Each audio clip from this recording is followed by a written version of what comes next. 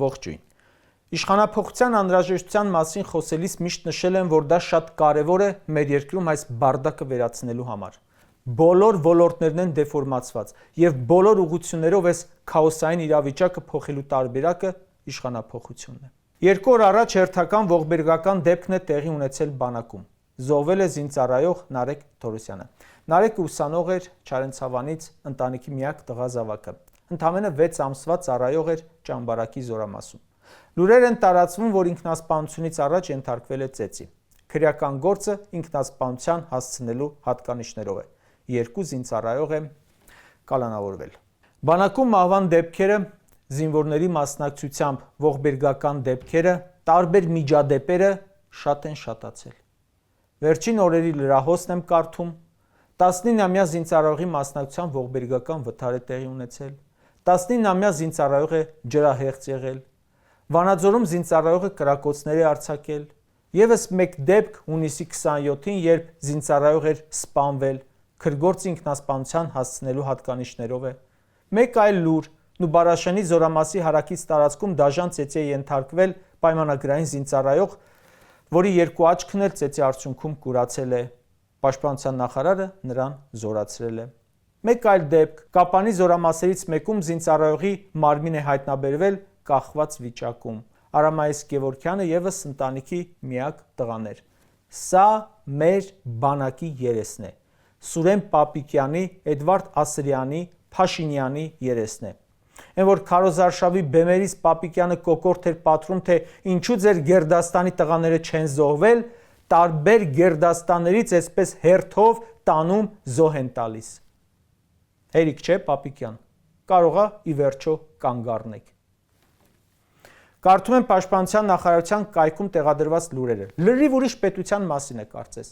Համեղ եւ որակյալ սնունդ զինծառայողներին։ Մյուս լուրը՝ նոր ճաշարան կուրսանտների համար։ Մյուս լուրը՝ լավագույն պայմաններ մեր զինծառայողների համար։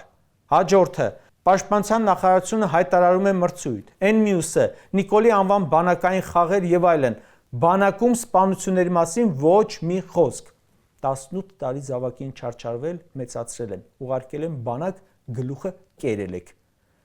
Լուրն էլ չեն հրապարակում է, երևի որ Պաշտպանության նախարարության կայքում միայն սիրուն լուրեր լինեն։ Պաշտպանության փոխնախարարին հարցնում են զինվորի մահվան դեպքից, ասում է ձեր հարցը հղեք նախաքննական մարմնին։ Առողջ զավակը ձեզ են տվել, ոչ թե նախաքննական մարմնին։ Ձեզ զինվոր են տվել, որ 1.5 տարի անց առողջ վերադարձնեք, ոչ թե 6 ամիս հետո ասեք դիմեք նախաքննական մարմնին, պարզեք ինչի զոհվեց, ցավալի դեպք է։ Ցավալի դեպքը հենց դուք եք մեր երկրի գլխին։ Ընդհանրապես չի կարող Նիկոլը լինել գերագույն հրամանատար ու բանակը այսօրին չլինի։ Դա եւ կարգ ու կանոնը լրիվ տարբեր բաներ են։ Եթե ամենուր քաոս է, բանակում չի կարող չլինել։ Բանակը վերածվել է մի հիվանդ օրգանիզմի, որը ամբողջությամբ կլանել է քաղցկեղը։ Դա գալիս է ոչ կոմպետենտ նախարարից, ոչ կոմպետենտ գենշտաբի պետից։ Նայեք բանակը ղեկավարողներին։ Չկա փոխնախարար, որը կապ ունի բանակի հետ։ Պաշտպանության փոխնախարարին հարցնում էինք, այն որ քաղաքապետ էր մի քանի ամիս, հարցնում էինք քո գործառույթը ո՞րն է, ասում էր չգիտեմ։ Իսկ հիմա դրանցից որևէ մեկը գիտի։ Պապիկյան Սուրենը գիտի, որ իր հիմնական անելիքը տարին 40 միլիոն դրամի կարգի աշխատավարձ ու պարգևավճար ստանալը չէ։ Թե Պապիկյանն ինչ վերաբերմունք ինքը ունի բանակի նկատմամբ, իր ծառայության ժամանակ երևացել է։ Մի բանակ, որտեղ գենշտաբի պետը դիետոլոգ Ասրյանը լինի, իսկ ստերի չեմպիոն Արծրուն Հովհաննիսյանը պաշտպանական ազգային հետազոտական համալսարանի պետ։ Ինչ եք ուզում։ Ցանկացած հանցանք արմատներում ունի սուտ ու կեղծիք։ Մեր երկրում ստի խորհրդանիշը գեներալի հաստիք ունի։ Մարտամեկն ասում էր, բանակու միջադեպերը պետք է սոսկ լրահոսի վերնագիր չդառնան։ Լինեն բացահայտումներ, արվեն հետևություններ, կանխարգելվեն։ 8 տարի անց այդ ելույթից արդեն 8 տարի անցել է։ Ինչ է բացահայտվել։ Ինչ հետևություն է արվել։ Զինվորները բանակում խաղաղ պայմաններում զոհվում են։ Սրանք ինքնասպանության հատկանիշներով սխացնում են, անցնում գնում է։ Այդ կասկածները ունի ժողովուրդը։ 70 տարեկան մարդուն պոլին պարկեցնելով տանում էիք։ Կարող է որ բանակում ինքնասպանության են հասցնում, սպանում են, դրանց էլ պոլին ծեփեք, թե դրանք ձեր քաղաքական հակառակորդը չեն։ Իրենց կարելի է։ Բանակում 4-րդ ողբերգական դեպքն է միջանձնային հարաբերությունների պատճառով։ ծառայել ենք, գիտենք ոնց է ստեղծվում, ոնց է հարթվում կամ չի հարթվում ու ինչ հետևանքներ է ունենում։ Ով պետք է զբաղվի այդ միջադեպերի կանխմամբ։ Այո, ռազմական ոստիկանությունը։ Ինչով է զբաղված Հայաստանում ռազմական ոստիկանությունը, երբ բանակում այսպիսի ողբերգական միջադեպեր են, սպանություններ են։ Աերոպորտում պավեստ կայ բաժանում, քաղաքական նպատակներով։ Զորամասում լինեին, զբաղվեին իրենց գործով, այդ երեխեքը ողջ կմնային։ Երբ ռազմական ոստիկանությունը իր գործը թողած քաղաքական նպատակներով ծանուցումներ է բաժանում, չի կարող այդպես չլինել։ Այդ երկու զինծառայողի կալանքը սփոփանք չէ ոչ մեկին, պետք է արվեր այնպես, որ բանը չհասներ ողբերգությանն ու կալանքին։ Ուժայինների անելիքը հանցագործությունների կանխարգելումն է։ Երբ դրանք զբաղված են միայն նիկոլ պահելով, չեն հասցնում ոչ պրոֆիլակտիկան, ոչ կանխարգելումը։ Նրանց գործը մնում է միայն այն, որ արդեն դիակի կողքը գնան կավիճով գծեն, դեղին ժապավեն կապեն։ Հետո տանեն են ազատի կացարան կոչված խրճիթի դեպքի նման մի լեյտենանտ գտնեն դատեն։ Բանակը բարդակը ուտում է, մեղավորը լեյտենանտն է։ Իրենց արդարացում են գտել։ Բանակի բարքերը գալիս են փողոցից, վատ կրթությունից։ Փողոցն էլ, կրթությունն էլ 8 տարի դուք եք։ Մարդիկ տեսնում են, որ փողոցի վատ բարգը չի պատժվում, պատժվում են միայն Նիկոլի քաղաքական հակառակորդները ու ասում են, մենակ Նիկոլի դեմ չխոսեմ, ինչ ուզեմ անեմ, ու անում են։ Այս իշխանությունը, որի մեծ մասը բանակից թռել է, իսկ մի մասն էլ իրենց երեխաներին է ազատել բանակից, իր համար մեկ է մյուսների ճակատագիրը։ Այս վիճակը արդեն վաղուց դարձել է անտանելի, ժողովուրդ։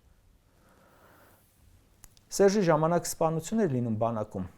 Դագաղը մարզից բերում էին կառավարության դիմաց պատասխան պահանջելու, ու այդ սաղ կազմակերպում էին ՀԿՆ-եր, որոնք այսօր տեղավորվել են Նիկոլի տակ։ Լուր եմ կարդում, Մարդու իրավունքների պաշտպանը այցելել է ինչ-որ բանակային կորպուս, ասել է, որ կարևոր է զինծառայողների կենցաղային պայմանների շարունակական բարելավումը։ Տիկին, այո, կարևոր է, բայց դրանից ավելի կարևոր է, որ զինվորը ապրի, ուղղակի ապրի։ Այս դեպքից չի խոսել նա, դե երևի որովհետև նիկոլական է, թող ընդդիմությունը խոսի սպանություններից, հարազատները խոսեն, ընկերները խոսեն, իսկ իրենք խոսեն բանակին տված կլուբնիկից։ Այն որ մինչև կեսգիշեր զինվորներին լցրել էիք տեղամասեր ու Նիկոլ էիք պարտադրում, սրա համար էր, որ ինչ լինի։ Թե բա խաղաղություն է, զինվոր չի զոհվում, էսա խաղաղությունը, որտեղ չի զոհվում։ Քանի դեռ հանդուրժում եք ժողովուրդ, այսպես մեր տղաներին տանելու են գլուխներն ուտեն։ Որերորդ դեպք եղավ, որ զինվոր է զոհվում։ Պապիկյանի հեչպետներ չէ, գլխից մի մաս չի պակասել։ Ոչ պաշտոնից է հրաժարական տվել, ոչ էլ բարձր աշխատավարձից ու պարգևավճարից։ Իսկ այս սովածների խմբի համար ամենակարևորը իրենց փորն է։ Կարճ ասած, ես չգիտեմ ոնց խնդիրը կարգավորել։ Ոչ փորձագետ եմ, ոչ բանակի հրամանատարությունից, բայց դա չգիտեն նաև բանակի այսօրվա ղեկավարները։ Եվ քանի որ չեն կարողանում կամ չեն ուզում կարգավորել, չունեն բանակի վերաբերյալ տեսլական, րոպե առաջ պետք է ազատեն իրենց պաշտոնները։ Ինչքան շուտ Պապիկյանը, Ասրյանը, Փաշինյանի ձեռքը բռնեն ու չքանան, այնքան քիչ մարդ կզոհվի, այնքան քիչ մայրեր սևազգեստ կդառնան։